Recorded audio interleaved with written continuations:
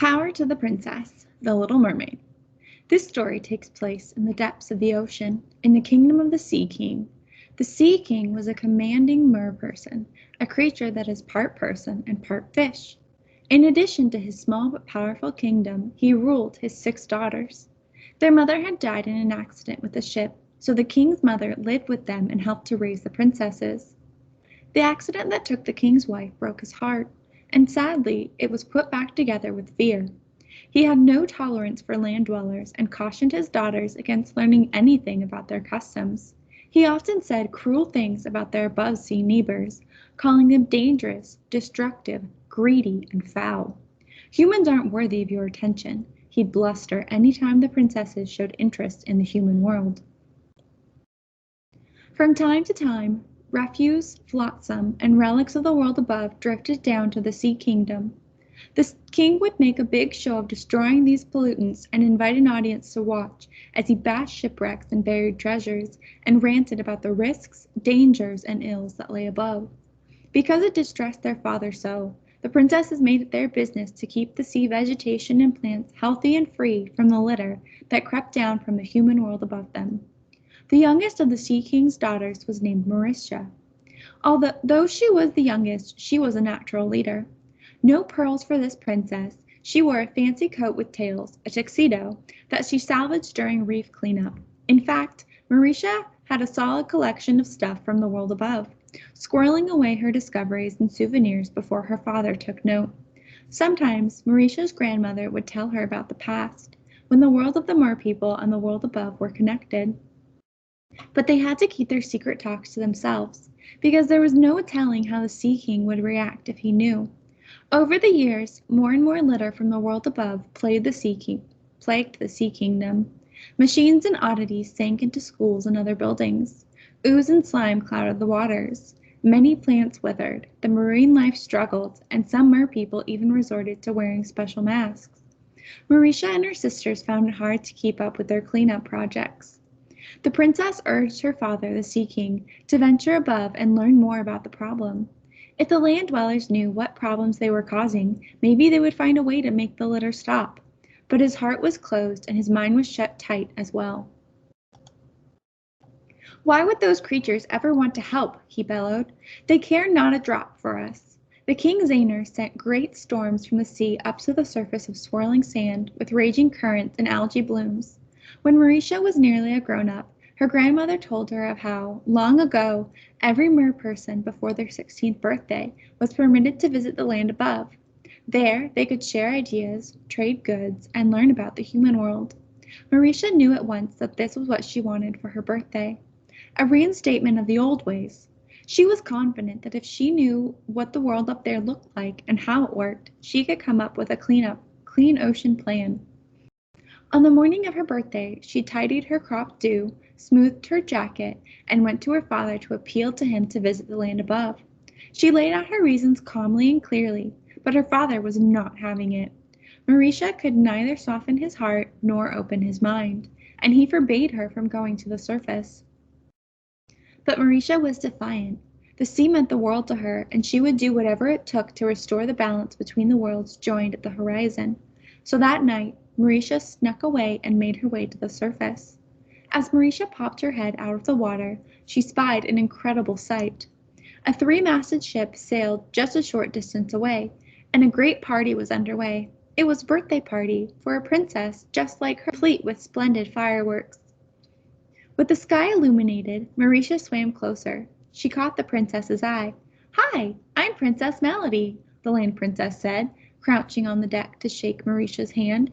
"Today is my birthday. Would you like to come aboard and join us?" Mereciatru was caught off guard. She didn't expect such friendliness.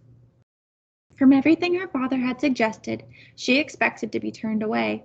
"I'm Mereciatru," she replied. "I'm sorry to interrupt your festivities. I'm a merperson. I've never seen anything like this." "Well, come aboard," Melody said.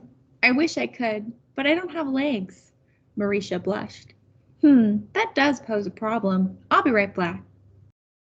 Melody zipped off to grab a cushion to sit on and parked herself beside Mereciatru so the two could chat.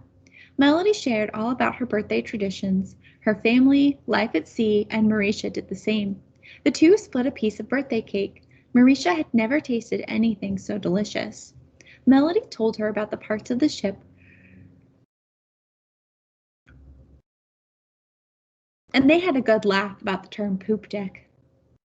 Unfortunately, while Marisha was getting to know Melody, her absence from the Sea Kingdom had been noted. When the Sea King discovered that Marisha had gone to the surface, he was livid. He stirred the seas with a terrible storm that soon arrived at Princess Melody's ship. The skies darkened, waves pitched the party ship, and rain hammered the deck. The partygoers ran to protect the ship from damage, and Melody sprang into action alongside her crew. Marisha realized at once what had happened. She plunged back into the sea, hoping to stop her father. But as she swam below, she could see the ship was in grave danger, tossing and heaving, creaking and cracking.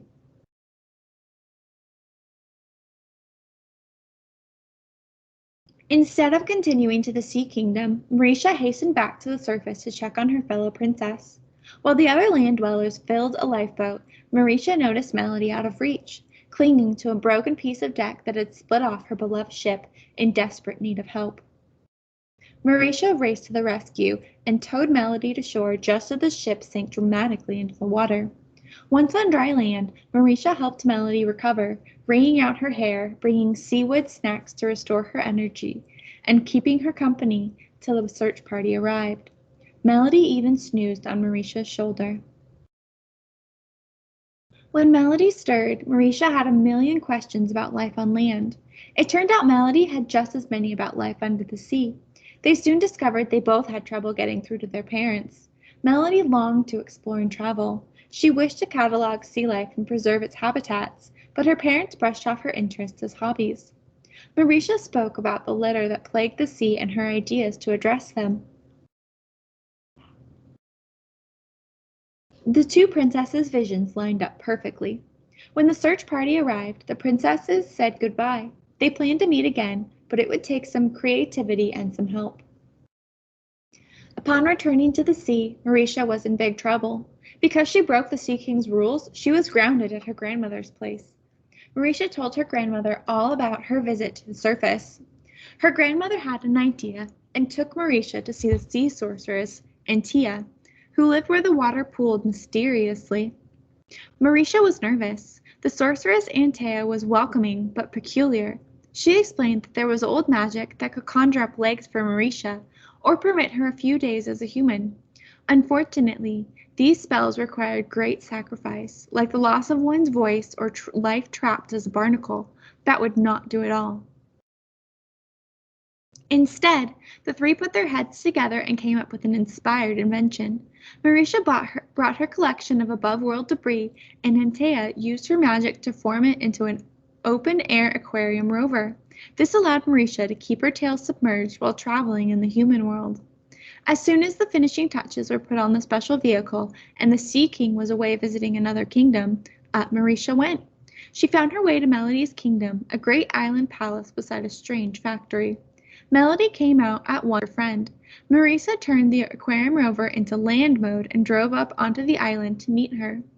There, Melody gave Marisa a tour of the grounds and palace. When they arrived at the factory, Marisha began to put the pieces together. The factory made wonderful goods that kept the palace in business, but released litter into the sea. I wonder, ventured Melody, if we use the same methods that built your aquarium rover, perhaps we could make a similar kind of container to collect the litter. Then we could get rid of it properly. That's a great idea, said Marisa.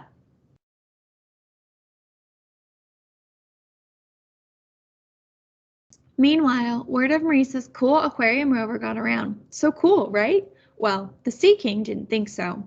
He overheard some mermaids talking about it in the kingdom he was visiting, and he was furious.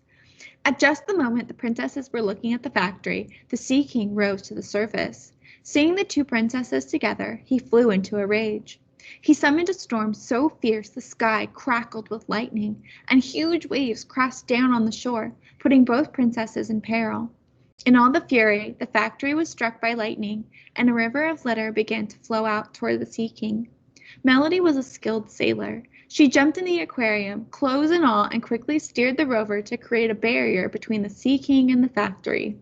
As litter streamed out, Melody spotted a net among the debris and grabbed hold of it. Mauricia jumped in after her, and the two stretched out the net to stop the flow of litter into the ocean.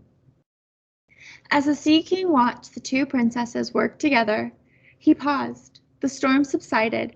He saw their selflessness, their shared mission, and their compassion for one another's worlds, and he began to cry happy tears. As his tears hit the water, they brought to the surface all the debris and waste that had sunk over the years. He called upon the sorceress Antea, and together they fashioned all the old junk into a special barge that would take all the waste from the factory and recycle it into usable items. From that day forward, the two kingdoms were bonded together. The princesses lived side by side, with Mauricia beneath the surface in an undersea addition to the island palace. Melody had Antea fashion a special dive suit so that she could hang out with her sweetie below the tides. Over the years, Melody took on oversight of the factory's clean water project, while Mauricia focused her energy on brokering lasting peace between the merpeople and the earth dwellers. For this bold work, Mauricia received the Fairyland Prize for Peace. Together with her father, the Sea King, she regularly visited schools to speak about overcoming prejudice. The princesses shared not only a vision for the future of their kingdoms, but also a vision for their lives together. Once the waters were clear again, the two were married in a lively and loving ceremony in a lagoon where both merpeople and humans could enjoy the merriment. Afterward, the sky was painted with magnificent fireworks, a joint gift from the two kingdoms to the newlyweds.